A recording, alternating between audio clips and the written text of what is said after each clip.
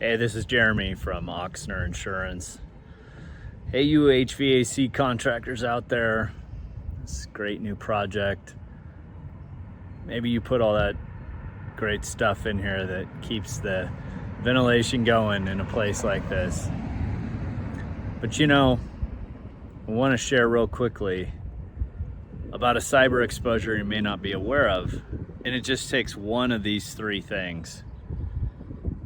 You know, in baseball, if you hit 1 out of 333, you're going to get $25 million a year. So if you have one of these three things and you're an HVAC contractor, you may want to check out this video. 10 employees, at least one person that's paying invoices, 5 million in top line revenue. If you have one of those three, check out our video on cyber insurance for HVAC contractors.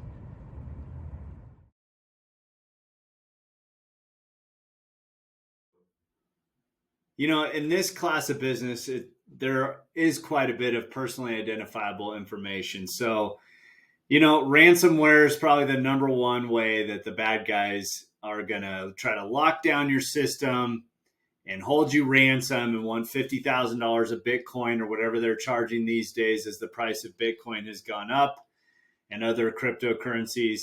But you have quite a bit of personally identifiable information as a service contractor. And so cybersecurity is extremely important.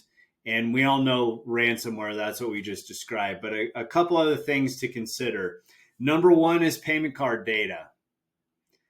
What if the bad guy gets into the payment card data through social engineering where they trick an employee into giving credentials? And now they drop their own malware onto whatever payment processing platform you're utilizing, and they're sending the payment information to their server along when your authorizations are going to your payment processor server.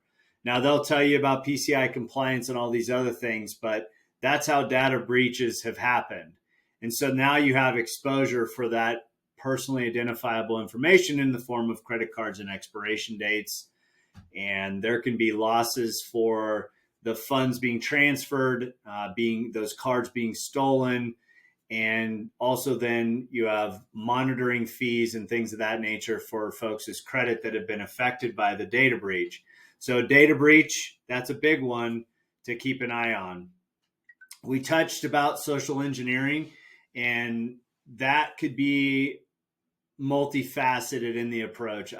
Thankfully, I'm not a bad guy, so I don't think like a bad guy. I just know a few things that they've attempted.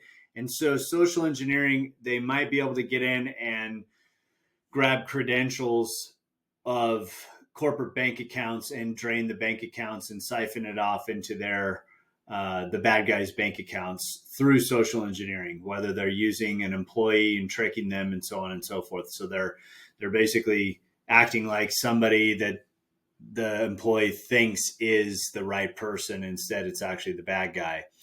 Another one is invoice manipulation.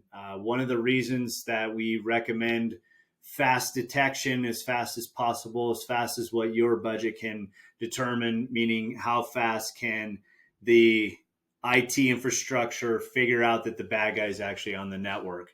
Why? Because if they figure out how you're paying invoices, and if you think about big orders for conduit, electrical, HVAC, plumbing, big commercial jobs, you're paying invoices, large invoices, right? I mean, we're not paying $3 nuts and bolts invoices. These are bigger invoices. And if the bad guy's able to learn how your specific service contractor is paying those invoices, they can clone the invoice, and whether it's coming from the vendor or vice versa, you sending out an invoice, they could clone it. Now they know your practices. When they clone the invoice, it goes out through the normal channels. The person pays the invoice, but instead of it going to the vendor bank account or to the service contractor bank account, it goes to the bad guy's bank account. And now we have to have forensics to come in and figure out, well, what is going on? Is the bad guy still on the network? What's the actual ramifications? And then, you know, are there any legal ramifications for state or local agencies that need to be taken care of with legal advice? And so those are three things that you can think about as a service contractor. You've got ransomware, you have social engineering, you have invoice manipulation, and then you have payment card data breach. Think about those things as you're considering your IT infrastructure.